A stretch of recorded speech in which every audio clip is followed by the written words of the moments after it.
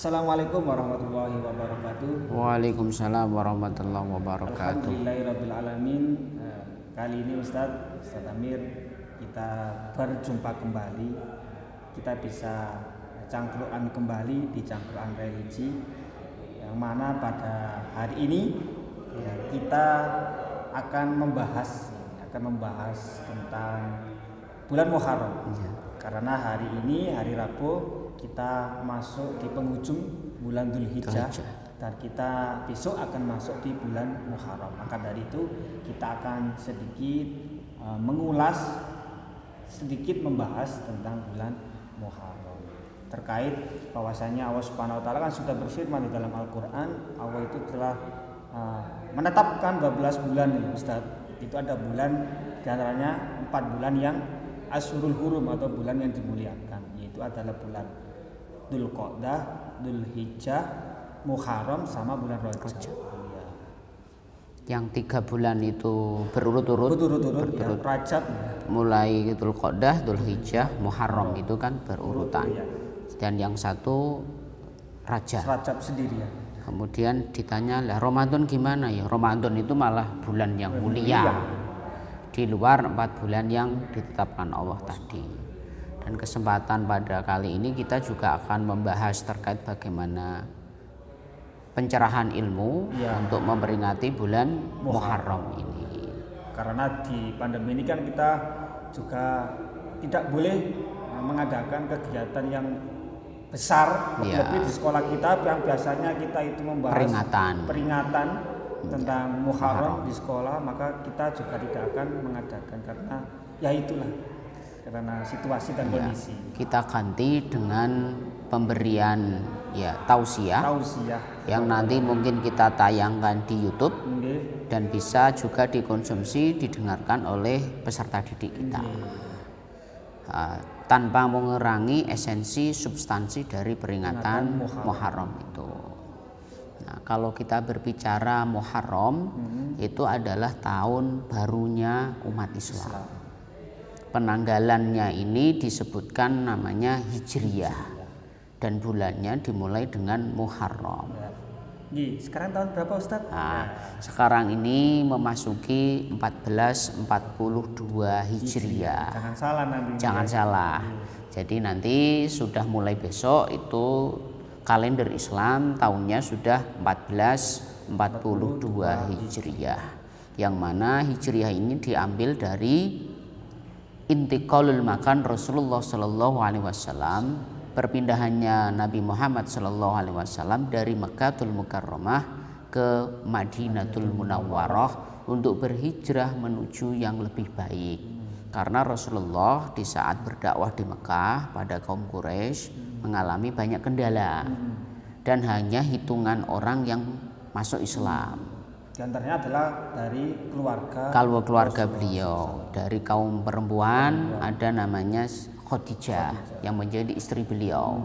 Kemudian ada pemuka pemerintahan namanya Abu Bakar As-Siddiq. Kemudian ada dari pemuda Sayyidina Ali bin Abi Thalib. Kemudian ada Nabi Bilal bin Rabah dan yang as-sabiqunal awwalun atau yang awal-awal masuk Islam termasuk Nabi Zubair bin Awam dan seterusnya. Sehingga beliau mengalami kendala di Mekah yang seperti itu, gangguannya luar biasa, dicaci, dihina, orang dianggap orang gila dan lain sebagainya. Beliau berhijrah ke Yasrib namanya. Yasrib itu kemudian nanti menjadi kota yang luar biasa disebut dengan Madinah. Maka sebutannya Rasulullah Madinatul Munawwarah, kota yang bercahaya. Dan di sana baru masuk yang namanya perbatasan antara Mekah dan Madinah, namanya Desa Kuba, Pak. Jadi perbatasan Mekah ke Madinah itu namanya ada Kuba, Desa Kuba. Dan Rasulullah nanti membangun masjid namanya Masjid Kuba. Singgah di Abu Ansor Al-Ansori di sana, di seorang Ansor nanti. Nah, Abu Ayyub Al-Ansori di sanalah nanti Rasulullah membangun masjid yang namanya Masjid Kuba. Dan disambut oleh kaum Ansor dari Madinah luar biasa. Baru beliau datang itu disambut dengan tolak al-badr. artinya sambutan yang meriah, berbanding terbalik dengan di saat di Mekah. Nah, itu kenapa penanggalannya memakai kalender Hijriah, Pak. Diambil dari hijrahnya Nabi Muhammad Sallallahu Alaihi Wasallam. Begitu, Pak. Oke. Ya, tadi kita sudah membahas tentang sekilas tentang sejarah bulan Hijriah. Tahun Hijriah. Ya, tahun Hijriah. Tentang hijrah Nabi Muhammad SAW ke Madinah. Lalu bagaimana kita, Ustadz? Karena di awal tadi kan sudah saya bilang bahwa Ashurul Hurum, bulan itu harus dimuliakan. Kalau dimuliakan otomatis ada amalan yang khusus, ya, yang melebihi dari amalan-amalan biasanya. Seperti apa itu, Ustaz, amalan-amalannya itu di bulan Muharram ini? Di bulan Muharram ini, tepatnya nanti di awal 10 hari Muharram atau di awalnya namanya tanggal 10 itu, yaitu disebut Yaumul Asyura atau Yaumul Asyura atau hari Asyura, hari ke-10 bulan Muharram. Di sana banyak Allah menunjukkan kekuasaannya, keagungannya dengan memberikan mukjizat kepada para nabi dan rasulnya yang diutus untuk menyampaikan risalah kepada umat manusia. Dari peristiwa banyaknya itu, kemudian kita disunnahkan oleh Rasulullah Shallallahu Alaihi Wasallam yang telah beliau contohkan kepada kita untuk memuliakan bulan Muharram ini dengan meningkatkan ibadah. Ya. Peristiwa apa saja diantaranya? Nabi Musa alaihissalam diselamatkan oleh Allah dari kejaran kaum Fir'aun, umatnya Fir'aun beserta bala tentaranya di Laut Merah itu, dengan menyeberang dengan memukulkan tongkatnya. Itu terjadi pada tanggal 10 Asyura. Ya, Asyura 10 bulan Muharram, Pak. Yang tidak ada jalan lain, ke belakang musuh, ke depan ada laut. Maka lewat lautlah itu Allah menyelamatkan Nabi Musa. Kan keagungan Allah. Mana bisa laut bisa terbelah, Pak? Sampai hari ini siapa yang mampu membelah laut? Tidak bisa. Itu peristiwa keagungan Allah Subhanahu wa taala. Berikutnya lagi keambil contoh dari kisah Nabi Allah Ibrahim alaihissalam. Nabi Ibrahim ini penentang Raja Namrud namanya, Pak. Raja Namrud itu sama dengan Fir'aun. Mengaku Tuhan, nyembahnya berhala. Bahkan itu dikumpulkan, itu namanya berhala-berhala di sebuah tempat yang besar. Dihancurkanlah berhala-berhala itu oleh Nabi Ibrahim alaihissalam. Kemudian disisakan berhala yang besar yang satu. Kemudian Raja Namrud pun marah, dicarilah Nabi Ibrahim, akhirnya ditangkap, dibakar itu. Ya dibakar betul, kayu-kayu sudah mengelilingi beliau. Beliau ditaruh di paling tengah. Logikanya kalau dibakar kira-kira selamat apa enggak? Tidak. Tapi apa kata Allah? Dengan keagungan mukjizatnya, api itu malah menjadi dingin. Nabi Ibrahim dibakar oleh api, tidak terasa panas. Justru malah dingin. Iya. Sejuk. Luar biasa. Logika manusia tidak akan bisa, Pak, selamat dari kepungan api yang menyala yang besar itu. Itu terjadi di tanggal 10 Asyura atau 10 Muharram. Ambil contoh lagi. Nabi Yunus alaihissalam. Nabi Yunus itu dimakan namanya ikan paus, Pak. Di laut yang sangat luas dan lama, Pak. Dan diselamatkan oleh Allah di tanggal berapa, Pak? 10 Asyura. Jadi banyak keagungan Allah Subhanahu wa taala, kekuasaan Allah ditunjukkan di tanggal 10 itu di bulan Muharram. Sehingga kita umat Islam dituntut untuk mengambil ibrah dari peristiwa-peristiwa keagungan Allah itu yang diberikan kepada para nabi dan rasul untuk kita kemudian menjalankan ibadah, memperbanyak kebaikan. Dan yang salah satu unggulan utamanya adalah kita disuruh untuk berpuasa di tanggal 10 Asyura atau bulan Muharram itu. Jadi tanggal 10 itu kalau bahasa Arabnya namanya Asyura. Kalau orang Jawa terkenalnya dengan suro. Itu dari bahasa Arab namanya 10 Asyura Muharram. Nah, itu adalah puasanya. Jadi dalilnya gabung dengan puasa Arafah, Pak. Saumu yaumul Arafah iftasibu 'ala Allah taala ayukafir as-sanah qablah wa sanah ba'diyah. Wa yaumul Asyura wa siyamul Asyura ayukafirullah as-sanah qablah. Jadi menghapus kebaikan, menghapus dosa 1 tahun yang lalu. Artinya adalah ketika kita puasa di 10 tanggal 10 Asyura ini, Muharram ini, maka kebaikan kita adalah bisa mengimbangi dosa-dosa kita 1 tahun yang telah berlalu. Kan tentu dosa kita banyak, Pak. Lah Allah memberikan luar biasa keutamaan kepada kita untuk berpuasa di tanggal 10 Muharram. Terkait tentang puasa Asyura itu sendiri kan kita harus ada bedanya dengan umat-umat terdahulu, Ustaz. Kalau umat terdahulu kan puasanya pas di tanggal 10 itu. Nah, kita harus ada satu puasa sehari sebelumnya atau sesudahnya agar kita itu ada pembedanya, tidak sama dengan orang Bani Yahudi. Israel, ya Yahudi Bani Israel. Rasulullah dalam hadis itu menyampaikan akan puasa di hari ke-9, namanya puasa Tasu'a. Tetapi Rasulullah tidak menjalankan karena keburu beliau dipanggil oleh Allah wafat. Tetapi beliau menyampaikan kalau saya bertemu dengan bulan Muharram lagi untuk membedakan antara orang Yahudi Nasrani dengan umat Muslim, maka akan puasa namanya Tasu'a. Jadi tapi beliau belum melaksanakan puasa itu, sudah menyampaikan ya kalau bertemu dengan bulan tersebut kembali akan puasa di Tasu'a. Berarti kalau kita ya silahkan kita mengambil puasa tanggal 9, 10 boleh, atau tanggal 10-nya saja juga silahkan. Yang penting keutamaan di bulan Muharram ini khususnya puasa Asyura harus kita ambil, kita raih. Dan karena itu juga sangat luar biasa, Ustadz. Kalau kita tidak mengambilnya ya sangat rugi ya. Rugi menurut saya, karena kan itu adalah suatu bonus dari Allah Subhanahu wa taala. Ya. Allah membuka keran ampunan, iya. Pak. Membuka keran ampunan untuk mengimbangi dosa yang telah kita lakukan selama 1 tahun yang lalu. Artinya jangan sampai kita menunggu nunggu bulan Muharram lagi nanti puasa Asyura sudah, tidak bisa begitu juga. Artinya bahwa kita tentu banyak dosanya, dan marilah dosa-dosa kita itu kita imbangi dengan kebaikan, dan salah satu yang bisa untuk mengimbangi dosa yang banyak itu ya puasa Asyura. Sebagaimana hadis dari rawahu Muslim tadi yang telah saya sampaikan gabung dengan puasa Arafah.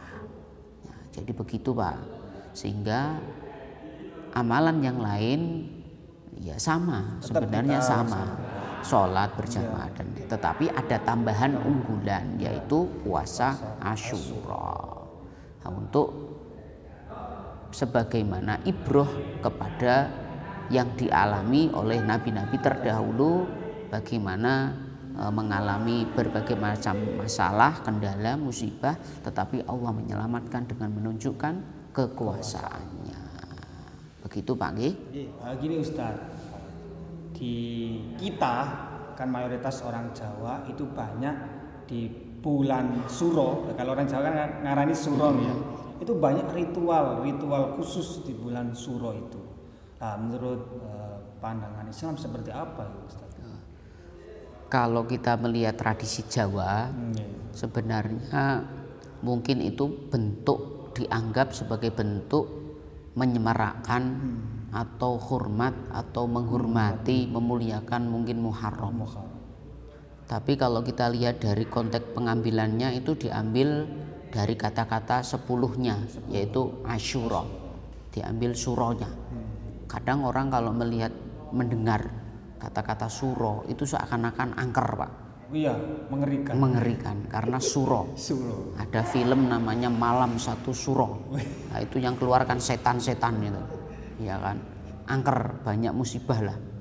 Nah, padahal kalau kita lihat dalam konteks keislaman bulan Asyura itu, bulan Muharram itu kan bulan yang mulia. Ya. Dimuliakan oleh Allah Subhanahu wa taala dengan segala keutamaan yang terjadi di dalamnya. Dulu saya pernah bertanya Pak di Keraton Yogyakarta dan Solo, di sana kan ada keraton. Saya tanya kepada salah satu abdi dalem terkait dengan bulan Suro ini. Karena kalau di sana memandikan namanya Kiai Slamet Pak. Kiai Slamet itu tuh sapi Pak. Oh sapi, tak kira Sapi itu dimandikan, dia keris, kotorannya nanti bisa dijadiin apa mungkin ngalap berkah atau apa, itu banyak yang terjadi. Nah kemudian lagi peristiwa itu sebenarnya orang tidak melakukan aktivitas di rumah Pak, sebagaimana mungkin mendirikan rumah, nikah dan sebagainya, tetapi kegiatannya itu dialihkan ke keraton. Jadi keraton itu pas tanggal 10 itu. Iya, keraton itu mengadakan kegiatan menyambut Muharram ini dimuliakan betul sehingga harus diikuti oleh warga. Tapi dengan tradisi Jawa. Nah, dengan itu akhirnya orang banyak ikut kegiatan di keraton itu. Bukan berarti sekarang kalau Muharram malah nggak boleh dirikan rumah, enggak, karena waktu itu untuk menyemarakkan Muharram itu sebenarnya. Kadang disalahpahami. Nah kemudian lagi itu di Solo Pak ya, di Jogja yang Kiai Slamet tadi. Kalau di Ponorogo itu di Telaga Ngebel itu larung namanya kepala sapi Pak. Nanti di Telaga itu macam-macam lah. Kalau di Gunung Kawi ini, di Malang ini Grebeg Suro di Gunung Kawi. Di daerah-daerah lain ada yang larung sesaji, ada yang kepala sapi, ada yang banteng di laut. Nah itu adalah banyak-banyak ritual tradisi yang mungkin harus kita betul-betul luruskan. Jangan sampai kegiatan-kegiatan yang seperti itu justru malah membuat hal-hal yang berbau kemusyrikan Pak. Padahal kalau kita lihat dalam konteks keislaman kegiatannya tadi adalah mengagungkan Allah Subhanahu wa taala. Allah menunjukkan kekuasaannya. Bukan justru kita menyemarakkan Muharram dengan memperbanyak kegiatan yang justru malah mengarah kepada tandingan-tandingan, yaitu selain Allah Subhanahu wa taala. Ya seperti itu mungkin karena pengaruh dari tradisi Pak. Pengaruh mungkin karena ilmu yang mungkin belum diketahui. Dan itu juga banyak dilakukan dan terus dilestarikan. Ya seharusnya ya jangan sampai adat mengikuti Islam, tetapi ya adat itu harus kita Islamkan. Adat itu harus kita Islamkan, bukan yang Islam mengikuti adat. Ya. Jadi adat itu harus kita Islamkan, bukan Islam mengikuti adat, seharusnya begitu, supaya pemaknaan bulan Muharram Suro ini tidak menakutkan, tidak mengerikan. Karena ini bulan mulia. Ya, bulan mulia ya dengan apa tadi? Kegiatan ibadah tadi loh Pak. Dengan banyak ibadah itu tadi kegiatan-kegiatannya. Jangan sampai malah kita ketakutan. Lihat aja nanti Muharram ini. Orang menikah tidak berani. Mendirikan rumah tidak berani. Justru tambah lebih baik seharusnya. Karena itu bulannya dimuliakan. Nah, menurut ilmu, menurut Al-Quran, kalau orang mengetahui. Jadi begitu Pak, dalam konteks kejawaan, dalam konteks ketradisian menyikapi bulan Suro. Maka perlu ya kita banyak belajar lah. Banyak belajar supaya apa? Supaya kita dalam menyemarakkan bulan Muharram itu tidak salah. Ya, tidak salah, tetapi betul-betul kita betul-betul mengagungkan dan mengisahkan Allah Subhanahu wa taala sebagaimana yang terjadi pada nabi-nabi dan rasul terdahulu. Nah, begitu Pak Inal terkait dengan kegiatan ritual-ritual yang ada di tengah-tengah masyarakat. Nah, lalu bagaimana sikap kita? Ya tadi Pak, sikap kita adalah bagaimana kegiatan yang menyemarakkan Muharram ini tidak berbau kepada hal-hal yang kemusyrikan Pak. Jangan sampai itu terjadi. justru malah kebalik dengan momen di mana esensi substansi dari bulan Muharram itu sendiri. Oke, begitu Pak ya. Nah, di penghujung Dzulhijjah ini dan besok kita memasuki bulan Muharram, mudah-mudahan kita diberikan kekuatan oleh Allah, diberikan petunjuk oleh Allah, diberikan kesehatan oleh Allah Subhanahu wa taala, agar kita diberikan kekuatan untuk bisa melaksanakan kebaikan-kebaikan, kemuliaan-kemuliaan yang ada di bulan Muharram. Dan kita diberikan keselamatan oleh Allah Subhanahu wa taala, sehingga ya kemuliaan yang agung tadi, puasa yang pahalanya standar kebaikannya bersama dengan 1 tahun yang lalu bisa melebur dosa itu, mudah-mudahan bisa kita raihnya. Dan ingat, puasa itu lillahi ta'ala, tidak hanya niat kita menghapus dosa. Oh jangan Pak, urusan menghapuskan dosa itu kan urusan Allah. Yang penting kita puasa lillahi ta'ala, puasa hari ke-10 namanya puasa Asyura, atau kita bisa menambah lagi di puasa Tasu'a di hari ke-9. Seperti itu mungkin Pak Inal.